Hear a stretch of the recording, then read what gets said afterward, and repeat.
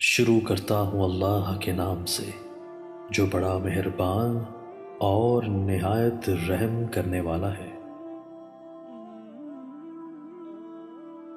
حضرت زید بن ثابت رضی اللہ تعالیٰ عنہ کہتے ہیں کہ نبی صلی اللہ علیہ وآلہ وسلم اپنے خچر پر بنی نجار کے ایک باغ میں تھے۔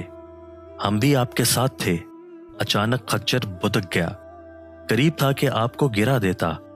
6، 5 یا 4 قبریں تھیں۔ آپ صلی اللہ علیہ وآلہ وسلم نے فرمایا، ان قبر والوں کو کون جانتا ہے؟ ایک آدمی نے کہا، میں۔ آپ صلی اللہ علیہ وآلہ وسلم نے فرمایا، یہ لوگ کب فوت ہوئے؟ اس نے کہا، زمانہ شرک میں۔ آپ صلی اللہ علیہ وآلہ وسلم نے فرمایا، یہ امت اپنی قبروں میں آزمائی جائے گی۔ اگر مجھے اس بات کا خدشہ نہ ہوتا کہ تم اپنے مردے دفن نہ کرو گے تو میں اللہ تعالیٰ سے دعا کرتا کہ تمہیں بھی وہ عذاب قبر سنائے جو میں سن رہا ہوں۔ زید نے کہا، پھر آپ ہماری طرف متوجہ ہو گئے اور کہنے لگے، آگ کے عذاب سے اللہ کی پناہ مانگو۔ صحابہ کہنے لگے، ہم آگ کے عذاب سے اللہ کی پناہ میں آتے ہیں۔ آپ نے فرمایا، قبر کے عذاب سے اللہ کی پناہ مانگو۔ صحابہ نے کہا، ہم قبر کے عذاب سے اللہ کی پناہ میں آتے ہیں۔ آپ نے فرمایا، ظاہری اور باطنی فتنوں سے اللہ کی پناہ مانگو۔ صحابہ نے کہا، ہم ظاہری اور باطنی فتنوں سے اللہ کی پناہ میں آتے ہیں۔ آپ صلی اللہ علیہ وآلہ وسلم نے فرمایا، دجال کے فتنے سے اللہ کی پناہ مانگو۔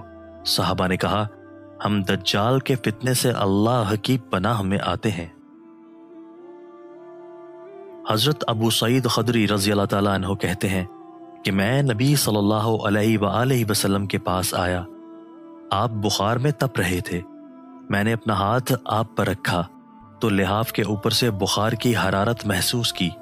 میں نے کہا، اے اللہ کے رسول صلی اللہ علیہ وآلہ وسلم، یہ کتنا شدید ہے؟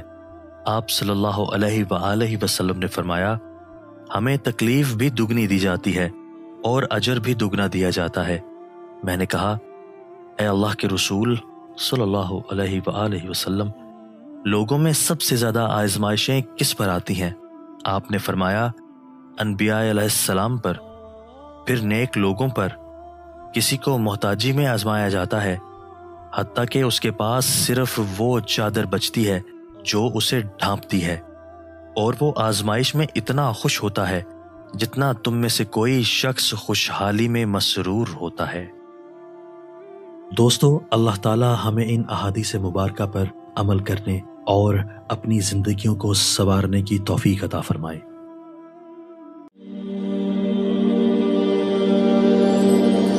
عورتوں سے قیامت میں سب سے پہلے کیا سوال ہوگا؟ ارشاد نبی صلی اللہ علیہ وآلہ وسلم ہے، حضرت انس رضی اللہ تعالی عنہ سے روایت ہے کہ آپ صلی اللہ علیہ وآلہ وسلم نے فرمایا، قیامت کے دن عورتوں سے سب سے پہلے نماز کے متعلق سوال کیا جائے گا کہ پابندی کے ساتھ وقت پر ادا کیا تھا کہ نہیں۔ پھر شوہر کے متعلق سوال ہوگا کہ اس کے ساتھ کیسا برتاؤ کیا تھا۔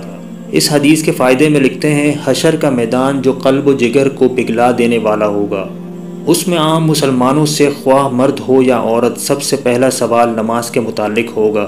قیامت کے دن جو جان کو پگھلا دینے والا ہوگا، اس دن سب سے پہلا حساب نماز کا ہوگا۔ حضرت انس رضی اللہ تعالی عنہ سے مروی ہے کہ آپ صلی اللہ علیہ وآلہ وسلم نے فرمایا، قیامت میں سب سے پہلے نماز کا حساب ہوگا۔ اگر یہ صحیح نکلا تو دوسرے اعمال بھی صحیح نکلیں گے، اگر اس میں گڑبڑ ہوئی تو دوسرے اعمال میں بھی گڑبڑ ہی ہوگی۔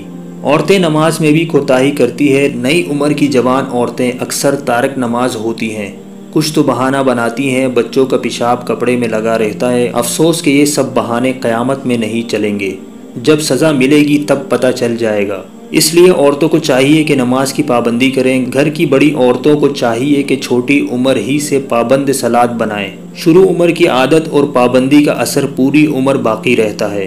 فرائض شریعہ کے مطابق عورتوں سے شوہر کے حقوق اور ان کی خدمت کے بارے میں سوال ہوگا۔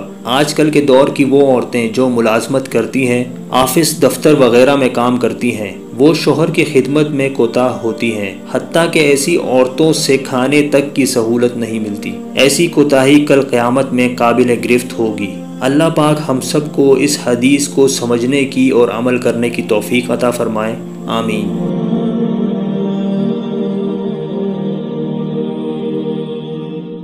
حضور نے بالکل کھول کے فرمایا کہ عورتوں سے محض ان کی خوبصورتی کی وجہ سے شادی نہ کرنا، اس لیے کہ خوبصورتی ان کو ہلاکت میں ڈال دے گی، اور فرمایا محض ان کے مال کی وجہ سے شادی نہ کرنا، مال ان کو سرکش بنا دے گا۔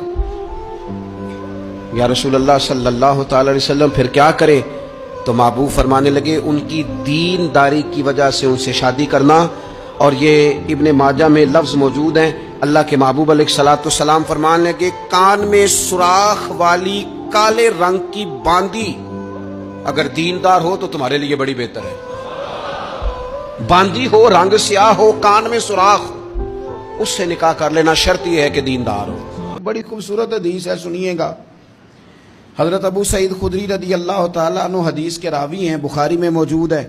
ارشاد فرماتے ہیں کہ ہم ایک سفر پہ تھے، واپس آ رہے تھے، ایک جگہ رات کو قیام کیا، سونا تھا، بستی تھی، بستی کے لوگوں نے نہ کھانا پوچھا نہ پانی پوچھا، کوئی ضیافت نہیں کی۔ آدھی رات کا وقت آیا تو ایک بندہ دوڑا آیا، کہنے لگا ہمارے سردار کو بچھو نے کاٹ لیا ہے، تم میں سے کوئی بندہ دم درود کر لیتا ہے؟ تو ایک صحابی کہنے لگے کر تو لیتے ہیں، پر تم نے چونکہ ہمیں کھانا پانی تک نہیں پوچھا، تم اگر دم کراؤ گے تو مفت نہیں کریں گے۔ بخاری پڑھ رہا ہوں، پیسے لگیں گے۔ کتنے پیسے؟ بکریوں کا ایک ریوڑ پورا۔ شارحین نے لکھا 40 بکریاں، کنے دما دیاں؟ او بھائی اس سے کوئی بندہ جواز نہ لے کہ پیسے لینے جائز ہیں، اس سے جواز نہ حاصل کرے۔ آپ بات کو سمجھیں، پس منظر کیا ہے؟ پانی تک نہیں تم نے پوچھا۔ کچھ لوگوں کا علاج ہوتا ہے، انہوں نے کہا پیسے لیں گے دم کر دیں گے۔ صحابی نے کہا حضرت ابو سعید خدری رضی اللہ تعالیٰ عنہ فرماتے ہیں وہ چونکہ تنگ تھے، بچھو کاٹ گیا، اور سردار کو کہا چل تو صحیح نا۔ وہ صحابی گئے، سورہ فاتحہ پڑھ کے دم کیا، اور حدیث بخاری سے میں آپ کو دکھاؤں گا۔ لوگ کہتے ہیں دم کدھر سے آ گیا؟ بخاری پڑھ رہا ہوں، صحیح بخاری۔ شفا تو اللہ نے دینی ہے نا، رب کریم نے شفا دے دی۔ بکریاں لے لیں، آ گئے جہاں آرام کر رہے تھے اس جگہ سے